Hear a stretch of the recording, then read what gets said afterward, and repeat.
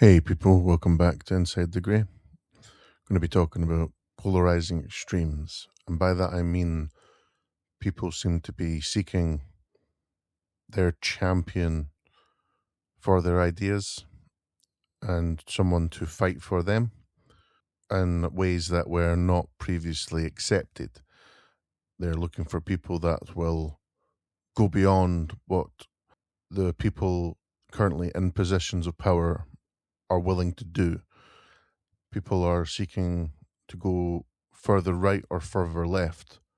Very few people are moving to the center because at this point, people can see how ineffective it is to be someone with no emotive language.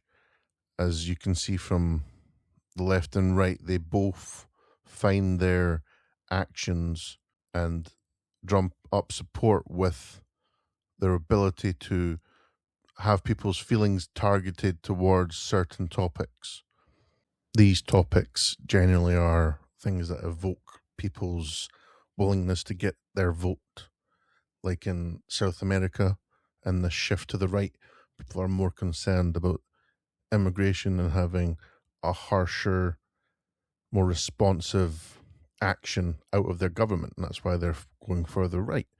Whereas in other places, they are going further left because of socialism, because of their ideas of identity and allowing people to come in and live their way of life rather than assimilating.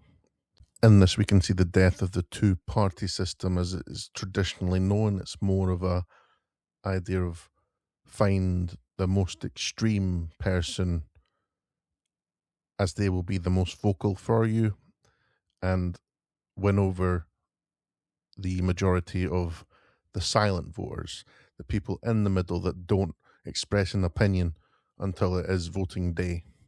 Now, some people will ask, is this a good thing? Is this something that we want in our political atmosphere? That people are becoming more vitriolic or more vocal of their opinions? I would say it is the just natural evolution of a stagnation and degradation in a lot of places in society to where people want that reaction, that turnaround, that thing that will get them what they want in their country and their support. This means there is a big opportunity for people with a lot of money to get behind their candidate and bring more views for them and their side. So there is a lot of people who have a lot of power looking to find opportunities to manipulate and push their ideas to the front. Now, this would allow a lot of opportunities for subterfuge to place certain people in certain groups because of money and their ability to evoke the emotions of the certain groups that may be the antithesis of this person's money. So it is in their interest to control them in controlled opposition. This means that gatekeeping to a certain extent is a necessary thing to exist within your groups. Monitor certain people's allegiances, their money flows, where they are getting their money. Do they line up with the person's views that where they used to be? This is the trouble with polarizing extremes. People become targets of other people with a lot of money. Now, this is true of the old ways, but because their ways were in a milder, more palatable control, this was less effective. So there are a lot of necessary safeguards I think is needed in this new political climate for the voter, for the party that is choosing to put itself forward for choice.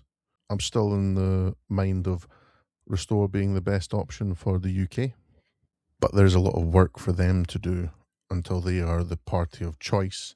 Reform is still lingering as that thing over people's heads on the right and as well as the Conservatives. This is a splintering, again, symptom of the polarization. A splintering becomes your weakness, and it is up to you to make yourself the strongest choice. We must be unrelenting in our pursuit of the traditions, culture, and history that we want to maintain of our countries. This goes for any country in the world. If you're a person from that country and people come there, or people within your country try to change it to an unrecognizable state, it is your duty to resist that and fight that in every conceivable political avenue, and find a way to garner the support in this polarized nature that we find ourselves in, and to utilize it to its best outcome. Now, let me circle back to this idea of emotive language and its use within certain topics. Now, recently, we did have in the UK the report that was issued by Rupert Lowe regarding these gangs in the UK that are, with little to no resistance or even help, being allowed to terrorize the little girls and women in our country. This certain topic is one that is at the precipice of turning people to our side, because it is in seeking of justice. Now, if you see this argument from the other side, they don't talk about it because they don't want things to turn against their idea of this social cohesion. Now, they put the cohesion above the lives and the well-being of the citizens of the country. Now, this is happening all over the world. This is just something being shown, dragged in to the light, and revealed to people. Now, this is where I urge people to not let people forget. Utilize every bit of information, every bit of truth that you can. Learn statistics, learn every bit of history, culture that you can, and know that you have justice on your side. This is where I'll leave this episode off, on that somber note, where I will think further on other topics, other things that I want to discuss. If you have anything you want me to discuss or think on, leave them in the comments. Leave a like if you agreed, leave a dislike if you didn't, leave a comment if you didn't. And as always, have a good one.